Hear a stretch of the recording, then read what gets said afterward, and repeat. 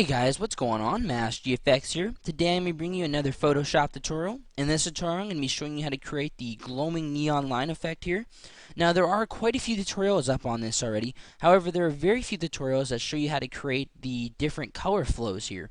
So it's a very simple effect, and I feel a lot of you guys would really enjoy to see this one. So what we're going to go ahead and do is bring up our image.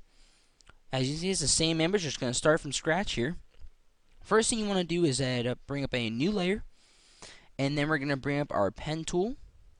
We're going to make sure it's selected on the middle one right here on your path selection, and what it's going to allow us to do is click and make points here, and it won't fill them in.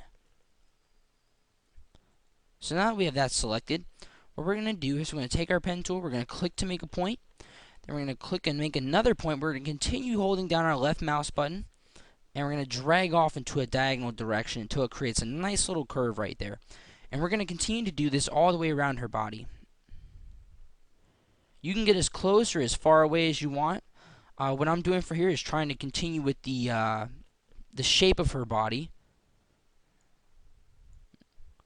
And then we're going to get it nice and thin at the bottom there. Alright, now that we have that done, the next step we're going to want to do is bring up our brush tool. So we're going to hit our B key, and then we're going to right click, and we're going to scroll up to the top here. And for this one, for the image on this, I'm going to be selecting the brush size of 9. And what we're going to do is go back to our pen tool, and then we're going to right click, we're going to hit stroke path, we're going to make sure it's set on brush and click OK. As you can see, it just stroked the entire brush path that we just made with the brush size that we selected and the color that we have. Now, in order to get these lines off, you have to do is hit enter one more time. Now, and as you can see, it's just one plain color right here. Now, this is where I'm going to show you how to create the multi-color effect. What we're going to do is we're going to create another new layer. We're going to again hit up our B key. We're going to right click.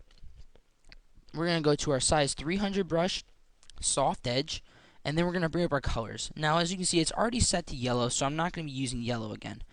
For this, I'm going to be selecting a hot pink first. I'm just going to hold down my left mouse button and then go over, certain parts of the line. And then again, I'm going to bring up another color. This for selecting, I'm going to select a nice blue. And continuing following along the path. Again, selecting another color, and I'm going to do a neon green. And you do not have to be super precise about this, guys. Don't worry about, zooming in and getting as close as you can to the lines. You don't have to worry about that, and I'll show you why here in a second. So for the last color, I'm going to select white and just get all that. As you can see, it's a complete mess right now, and it doesn't look anything like what I showed you before. Now, here's how you fix that problem. What we're going to do is, if you go up to your layer where you did your brushes, and you hold down your Alt key, and then you go in between your pen layer and your brushes layer, and you click, and you'll see a little thumbnail pop up. Now, if you click on that, it will create a clipping mask to the line that you just made. So as you can see, we have that nice little, color effects right here. And next we're going to do is we're going to bring it out and add that neon, the really nice glow effect to it. So for this, we're going to go to our pen layer that we created the shape on. We're going to double click to bring up our blending options. For here, we're going to do an outer glow. We're going to set the blend mode to normal.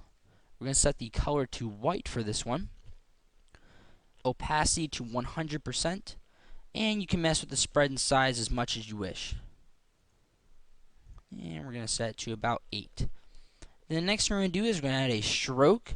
We're going to set the size to 1. Set the color to white. And it'll create just a little bit, it'll add a nice little stroke on the outside of it just to bring it out a little bit more. Go ahead and click OK.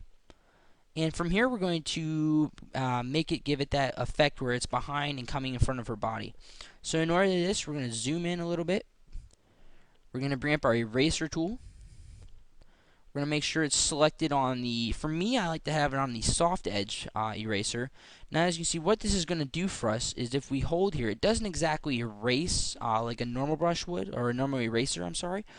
But what this will allow us to do is we can get really, a really nice selection here as close to her head as possible, because it will slowly, fade away the pixels of the brush that we did.